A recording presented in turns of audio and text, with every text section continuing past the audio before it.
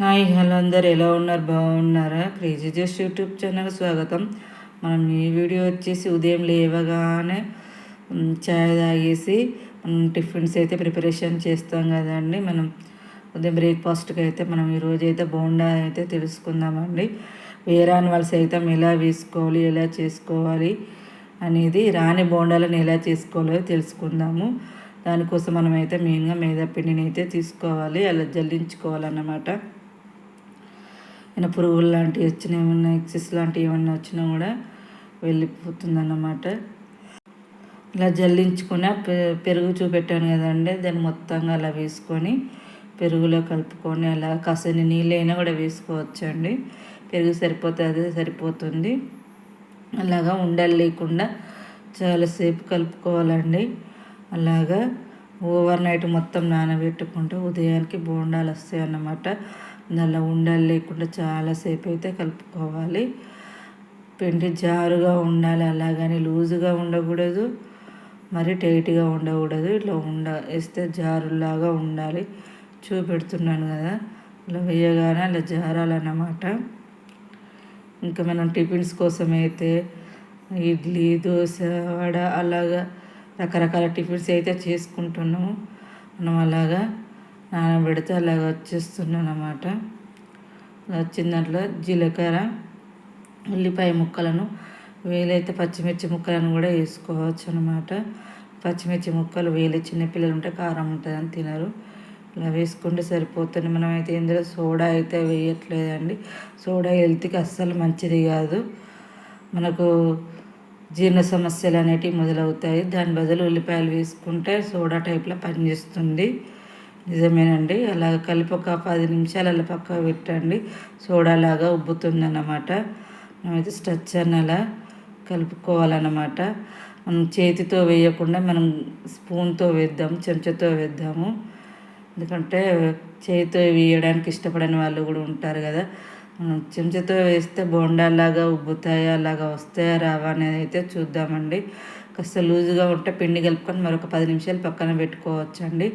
ఈ లోపల మనకైతే కడాయి అది స్టవ్ వెలిగించి దానిపైన పాత్ర పెట్టేసుకొని అలాగా ఆయిల్ పోసుకోవాలన్నమాట. ఆయిల్ పోసుకుంటే మనకైతే బోండాలు వస్తాయి అన్నమాట. ఎంత ఎక్కువగా ఆయిల్ ఉంటే అంత ఉబ్బుతాయండి. వెడల్పుగా ఉండాలి, అందుకే నేను ఒక్కొక్కటిగా వేస్తున్నాను అన్నమాట. కడాయి పెట్టుకుంటే చాలా మంచిది. ఆయిల్ బాగా హీట్ అవ్వాలండి. హీట్ అయిన తర్వాతనే మనం వేస్తే మనకు ఇవన్నీ బోండాలు అనేటివి ఉబ్బుతాయి. బాగా వేడి చేయాలన్నమాట. తక్కువ వేడిగా ఉంటే అంత ఉబ్బాయి అన్నమాట. చూడండి ఎలా పొంగుతున్నాయో. నేను వంట సోడా అయితే అస్సలు వేయలేదండి, ఉల్లిపాయ ముక్కలు మాత్రమే వేసాను. గ్రైండ్ చేసి వేసుకుంటే ఇంకా బాగుంటుంది. నైట్ మాత్రం ఉల్లిపాయ ముక్కలను మాత్రం నైట్ అస్సలు వేయకండి. కొంచెం వాసన వస్తుంది అన్నమాట, స్మెల్. ఉదయం వేసుకొని 10 నిమిషాలు ఉంచుకుంటే అలాగా పొంగుతాయి అన్నమాట. ప్యాజీలాగా వచ్చేస్తుంది అన్నమాట, జిగటగా. చూడండి ఎంత బాగా వస్తున్నాయో.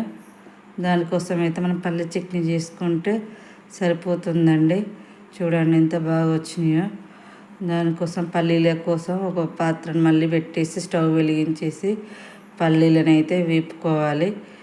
చూడండి ఎంత బాగా పొంగుతున్నాయో. గరిటెతో కూడా వేసిన అంత బాగా పొంగుతున్నాయి అన్నమాట. కొంచెం మడ కాల్చుకుంటే ఇలా అవుతుందన్నమాట. ఎక్కువ ఛాయ్ అవుతుంది. మనం పల్లీ చట్నీ అయితే ప్రిపరేషన్ చేయాలి. దూరగా తీస్తే అలాగన్నమాట. పిండి కూడా చక్కగా ఉడికిపోయింది. ఆయిల్ కూడా ఏమంతగా అంటుకోవట్లేదు. ఆయిల్ కూడా బాగా ఏం పీల్చుకోలేదు. చాలా తక్కువ ఆయిల్తోనే చేయడం జరిగింది. అదే ఆయిల్ మళ్ళీ వేస్తున్నాను. పల్లీలు అయితే వేంపి పుట్టు తీసి పెట్టుకున్నాను అన్నమాట. ఇప్పుడైతే పల్లి చట్నీ కోసం అయితే బొండాలు కాల్చిన ఆయిల్లోనే సరిపోద్ది. చూడండి, ఆయిల్లోనే మనమైతే పల్లీలను మిక్సీ పట్టేసుకొని మిర్చి అలాగే వేసుకొని అన్నీ వేసుకొని మిక్సీ పట్టేసాను. జీలకర్ర ఆవాలు అయితే వేసాను. ఉంటే కరివేపాకు కూడా వేసుకోవచ్చు, బాగుంటుంది. ఎండుమిర్చి ఉంటే ఇంకా బాగుంటుంది చట్నీ, పల్లి చట్నీ అనేది. నేనైతే పచ్చిమిర్చి వేస్తానన్నమాట. ఇలాగా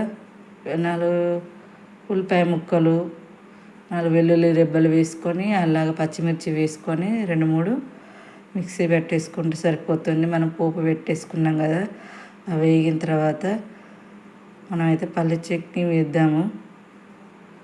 పట్టిన మిక్సీ పట్టింది వేసుకొని మనం కాసంత వేగేదాకానైతే వెయిట్ చేద్దాము.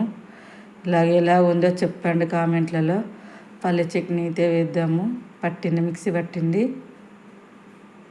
అలా వేసేసుకొని రుచికి సరిపడా సాల్ట్ అయితే వేసుకొని ఒకసారి కలుపుకుంటే సరిపోతుంది. దీనిలో అస్సలు పసుపు వేయకూడదండి.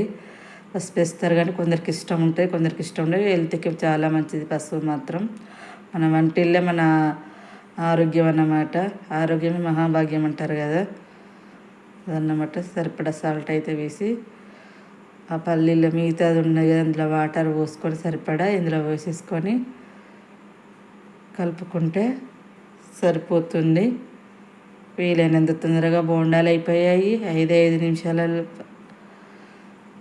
2 నిమిషాలలో పల్లీల చట్నీ కూడా పూర్తి అయిపోయింది అన్నమాట. మనం సర్వ్ చేసుకొని తిందాము. తింటే సూపర్గా ఉంది టేస్ట్ అండి. ఇవి ఎలాగా ఉన్నాయో కూడా చెప్పండి. క్రేజీ జోష్ యూట్యూబ్ ఛానల్ని ఇలాగే సపోర్ట్ చేయండి, అలాగే లైక్ చేయండి. ఎలాగుందో చెప్పండి. మరొక వీడియోతో మళ్ళీ కలుద్దాము. నా ఛానల్ పైన మీ లవ్ అండ్ సపోర్ట్ ఎప్పుడు ఇలాగే ఉండాలండి. బోండాలు అయితే తిని చూసాం కదా, అస్సలు ఆయిల్ ఉడకట్లేదు, లోపల పిండి కూడా ఉడికింది అన్నమాట. అంత స్పాంజీగా మెత్తగా ఉన్నాయి అన్నమాట. చాలా బాగా వచ్చినాయి బోండాలు. మా ఛానల్ పైన మీ లవ్ అండ్ సపోర్ట్ ఎప్పుడు ఇలాగే ఉండాలి. అలాగే లైక్ చేయండి, షేర్ చేయండి, కామెంట్